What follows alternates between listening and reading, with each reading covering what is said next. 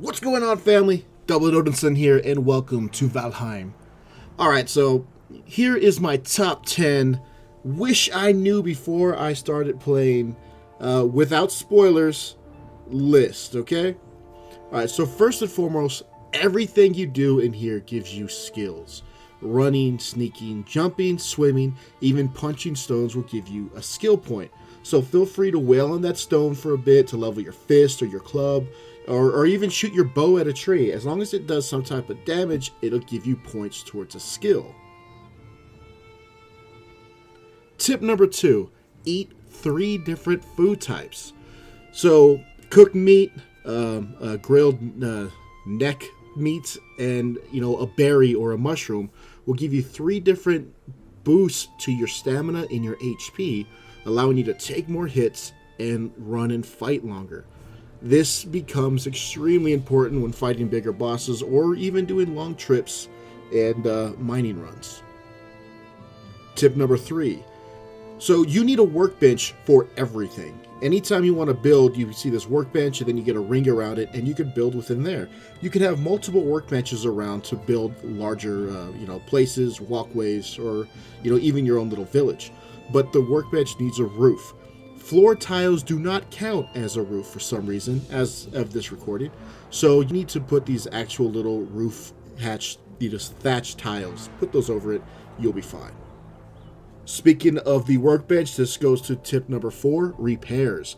Right now, it doesn't seem like repairs cost anything. So as long as you have a workbench with a roof over it, you could repair your gear. It is noted, though, that later on when you get a forge and you have like a bronze spear or bronze axe, you need to repair those at the place you built them. So if you built them at a workstation, you repair it there. If you built it at a forge, you have to repair it there. Okay, tip number 5, the map. This took Stout and I a while to figure out, but down at the bottom right-hand corner, you see these little symbols. If you click on that and then double-click on the map, it'll pop up that symbol and give you a little text dialog so you could type in what you want. That's how you set it, you name it, and if you want to get rid of it, simply right-click and it's gone. Another cool thing about marking your map is that they show up on your Minimap. As you can see right here, we got the dot in the house of the copper mine and the outpost that I put down earlier. Tip number 7. Flint is great, especially for new weapons like spears. It's fantastic. So if you're having a hard time finding flint, go down to a riverbed, usually in the meadow biomes, and look for small stones by the shore and sometimes in the water. You'll be able to find it there. Tip number 8. Different trees drop different types of wood. So your regular wood will get you just wood. When you get a flint axe, you could cut down pine trees in the Black Forest, which will give you core wood. And when you finally get a bronze axe, you can chop down the breech trees and oak trees, which will give you fine wood. Each of these different cores and or different type of wood will unlock different recipes and are needed for different things.